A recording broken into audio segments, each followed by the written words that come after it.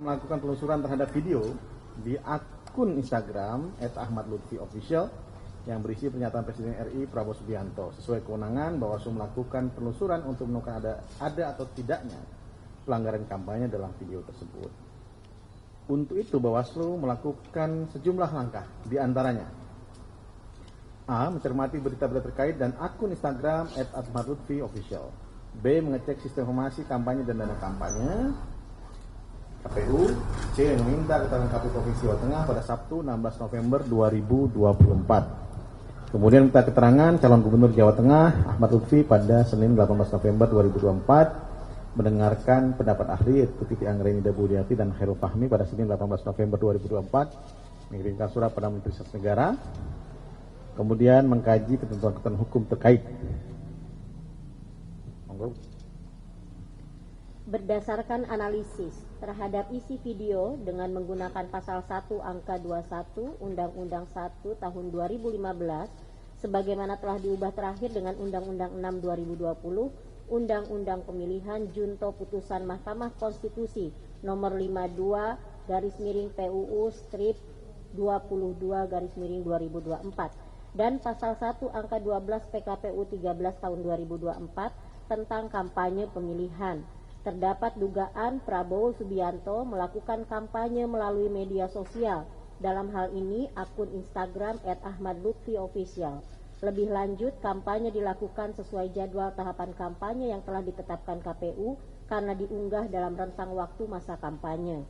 Mengenai keterlibatan Presiden Republik Indonesia dalam kampanye pemilihan, Bawaslu merujuk pasal 70 ayat 2 Undang-Undang Pemilihan sebagaimana telah diubah dalam putusan Mahkamah Konstitusi nomor 52 tahun 2024 yang menyatakan pejabat negara termasuk presiden dapat ikut dalam kampanye dengan mengajukan izin kampanye sesuai dengan ketentuan peraturan perundang-undangan, termasuk harus memenuhi ketentuan A. Tidak menggunakan fasilitas dalam jabatannya kecuali fasilitas pengamanan bagi pejabat negara sebagaimana diatur dalam ketentuan perundang-undangan, dan B. Menjalani cuti di luar tanggungan negara.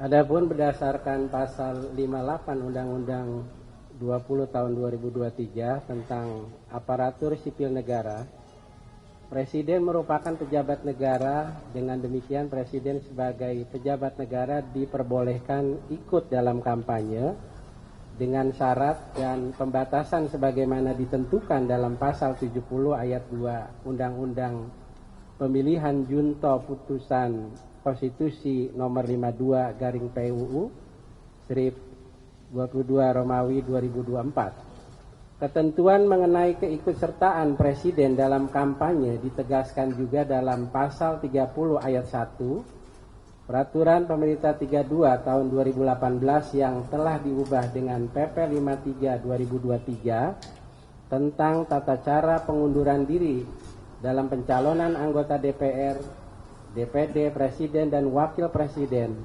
permintaan izin dalam pencalonan Presiden dan Wakil Presiden serta cuti dalam pelaksanaan kampanye pemilu, mengatur mengenai cuti dalam pelaksanaan kampanye pemilu. Kemudian ketentuan pasal 36 PP 53 tahun 2023 menyebutkan bahwa hari libur merupakan hari bebas untuk melakukan kampanye pemilu di luar ketentuan cuti.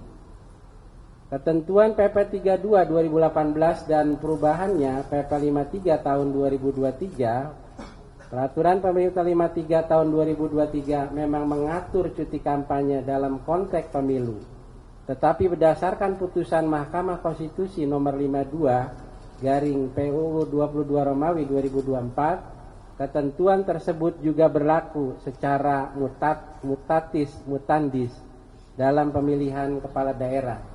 Diketahui bahwa pembuatan video dilakukan pada Minggu 3 November 2024. Dengan demikian, Presiden terbebas dari ketentuan mengenai cuti. Berdasarkan transaksi dan ahli dan juga hasil analisa tersebut, Bawaslu menyimpulkan: 1. Video yang diunggah oleh akun Instagram @ahmadlutfiofficial memiliki kemuatan kampanye pemilihan. 2. Pengunggahan video dilakukan 9 November atau pada masa rentang jadwal kampanye pemilihan melalui media sosial yaitu 25 September 2024 sampai dengan 23 November 2024, sehingga berdasarkan waktu tidak melanggar ketentuan peraturan tahunan. Secara hukum, Presiden dapat ikut dalam kampanye pemilihan berdasarkan ketentuan pasal 70 ayat 2 Undang-Undang Pemilihan Jungto, putusan Mahkamah Konstitusi nomor 52 garis miring PUU 22 garis miring 2024 dan PP 32 tahun 2018. Namun ketentuan mengenai cuti kampanye yang menjadi syarat untuk ikut serta dalam kampanye tidak berlaku pada karena pembuatan video dilakukan pada hari Minggu 3 November 2024 atau pada hari libur. Sehingga tidak terdapat dugaan pelanggaran pemilihan, baik itu pelanggaran administrasi pemilihan maupun tindak pidana pemilihan. Demikian teman-teman semua, press conference dihadiri oleh seluruh ketua dan anggota Bawaslu Indonesia. Terima kasih atas perhatiannya. Saya kira tidak ada pertanyaan ya. Ada satu atau dua saja ya. Izin Mas Toto. Oke, silakan. Terima kasih banyak. Assalamualaikum warahmatullahi wabarakatuh. Ada pertanyaan apa?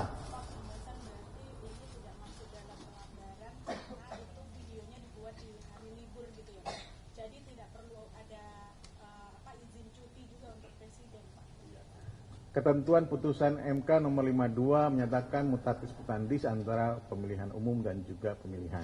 Itu yang kami dapatkan dari hasil kajian dan penelusuran yang dilakukan selama 7 hari oleh Badan Pengawas Pemilu. Begitu Mbak. Cukup? Nah, cukup sepertinya. Terima kasih banyak teman-teman. Sehat selalu. Apa Mbak? Mbak Dian, apa lagi? Kalau dari sejumlah pengamat kepemiluan itu kan khawatirnya nanti ini menjadi presiden gitu atau dicontoh untuk praktik politisasi birokrasi gitu ya Pak ya. Nah ini gimana Pak, ada himbauan dari bawah? Ketentuan mengenai pejabat negara itu diatur dalam PP, tadi sudah disebutkan, PP 32 dan juga PP 53 tahun 2023. Sehingga kemudian kalau pejabat negara setingkat menteri harus izin kepada presiden melalui Menteri Sekretaris Negara. Jadi saya kira tidak kemudian bisa dilakukan kampanye di luar hari libur. Namun satu yang perlu ditegaskan, tidak boleh pertama-tama menggunakan fasilitas dalam jabatannya kecuali fasilitas pengamanan. Kemudian menjalani cuti di luar tanggungan negara. Ini batasan yang diberikan oleh Undang-Undang dan Mahkamah Konstitusi. Jadi itu yang paling penting. Jika kemudian melibatkan birokrasi dan kawan-kawan, kemudian ikut mendorong birokrasi untuk berpihak pada acara atau tugas negara, maka itu yang kemudian melanggar aturan. Ini yang perlu kami tegaskan. Tidak boleh ada tugas-tugas negara itu dilakukan kampanye. Karena jelas dalam pasal 71. Jadi pasal 70 dan 71 tidak ada tentangan sebenarnya. Ya. Ini juga menjawab perseteruan di media tentang pasal 71. Ada lagi? Pak Badi? Cukup saya kira. Terima kasih teman-teman. Lanjut. Saya tambahkan persoalan pejabat negara ya bisa cuti kampanye. Sebenarnya Bawaslu sudah memeriksa ini dalam pemilu ketika dulu Pak Sulhas diperiksa oleh Bawaslu dan itu memutuskan bahwa dalam pertimbangannya kalau terkait dengan hari kerja maka dia harus melakukan izin cuti istilah pemilu.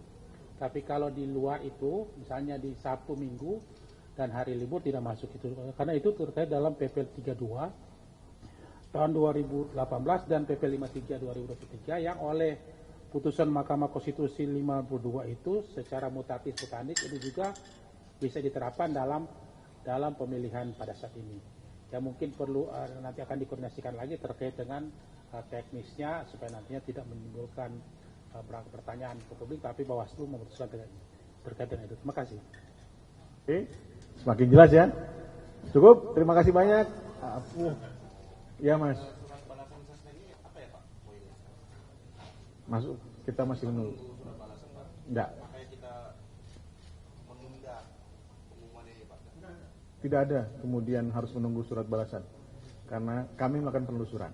Nah, dan juga seperti ditemukan bahwa ini ditemukan video ini hasil penelusuran dilakukan pada hari Minggu, hari libur, sehingga kemudian tidak ada ketentuan cuti kampanye. Ya, ada atau tidaknya balasan dari Mensesnek tidak kemudian mempengaruhi hasil penelusuran. Demikian teman-teman, terima kasih banyak. Assalamualaikum warahmatullahi wabarakatuh.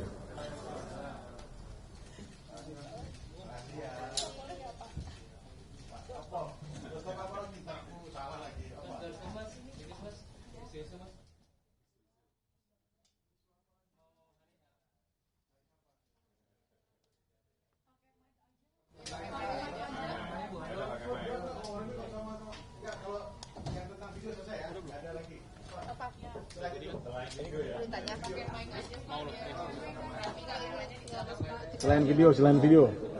Enggak, saya mau bareng sama teman-teman apa? Enggak. Video sudah selesai. Apa? Enggak ada kan? Alhamdulillah. Apa? Isu apa yuk? Ini semua soal pilkada, enggak ada muncul lagi nih. Apa ya? Teman-teman dulu. Enggak, sudah selesai. Apa lagi? Tidak off the record. Nah, itu sudah off the record semua itu diumumkan. Ayo, apa?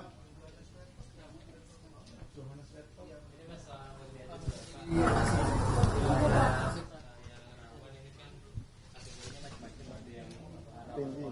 Rawan pelanggaran, prioritas dan sebagainya. Kalau terkait dengan wilayah-wilayah yang rawan konflik ini, persiapannya dan pengawasan proses menjelang Hamin berapa tahun ya?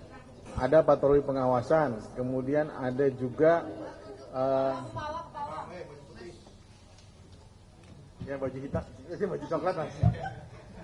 Ada pengawasan masa patroli masa tenang, patroli pengawasan. Kemudian ada tadi apel siaga. Kemudian sekarang akan ada apel siaga di seluruh Indonesia. Tadi ada yang sudah, ada yang belum. Kemudian kami sudah berkoordinasi dengan Des Pilkada untuk daerah-daerah yang rawan, khususnya daerah-daerah kejadian sampang merupakan hal tersendiri untuk diperhatikan. Karena akhirnya Sampang menjadi sebuah daerah yang harus mitigasi karena kejadian kemarin. Kemudian Papua, baik Papua Induk, Papua DOB, Papua Barat Daya, Pegunungan, Papua Selatan maupun Papua Barat itu menjadi perhatian tersendiri juga untuk permasalahan-permasalahan kerawanan. Karena pasti daerah Papua banyak yang rawannya. Kemudian Jawa Tengah dan beberapa misalnya kami sudah sampaikan yang calonnya kota kosong, kolom kosong, atau kemudian atau calon pasangan tunggal, atau calonnya hanya 2. Itu biasanya tingkat kompetisinya tinggi. Oleh sebab itu kami sudah warning kepada teman-teman Bawaslu provinsi, kabupaten kota agar melakukan pengawasan lebih intensif lagi untuk daerah-daerah tersebut. Ya? Ya. Papua Barat Daya yang diberhentikan. Beda tuh Mbak. Nah iya. Kemudian dihidupkan kembali, diaktifkan kembali sudah oleh KPU RI. Ya, bisa jawab.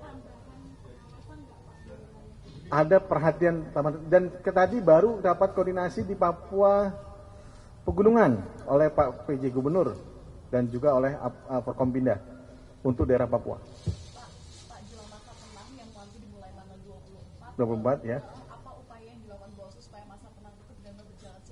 Supaya tenang dan bagi Bawaslu juga tidak tenang. Nah, jadi kami melakukan patroli pengawasan, kemudian memberikan koordinasi dengan Forkompinda dan juga unsur aparat keamanan agar tidak terjadi hal-hal politik uang, pembagian sembako di hari masa tenang. Ya? Apa?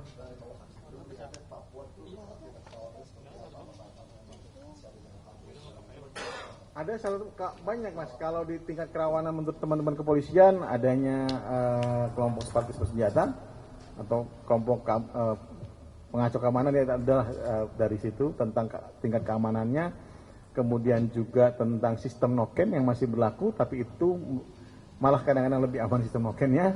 Ada yang di daerah-daerah yang harus sistem noken yang tidak sistem noken. Misalnya Nabire juga jadi perhatian tersendiri bagi kami, Nabire dan Mimika misalnya, karena itu daerah-daerah yang rawan konflik, walaupun sistemnya sistem one man one vote. Ya, jadi itu beberapa DPT di Papua juga yang belum clear benar, tapi ya harus kita tetap lakukan pemilihan di Papua.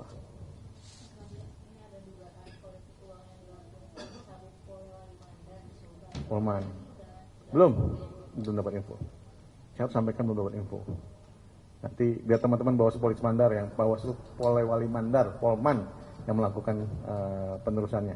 Ya, makasih ya. Laporan-laporan adanya kampanye, tim kampanye kota kosong sudah mulai. Ya, berkampanye yang penting tidak difasilitasi oleh KPU. Tapi melakukan sosialisasi bahwa ada kolom kosong itu harus disosialisasikan. Visi misi kolom kosong kan ngapain juga disosialisasikan, nggak boleh. Ya, karena yang paling penting adalah kampanye yang paling penting adalah semua warga negara berhak mengetahui calon kepala daerahnya. Dan juga bentuk surat suaranya seperti apa. Jadi surat suara kolom kosong itu harus diberitahukan kepada teman-teman warga negara, ya.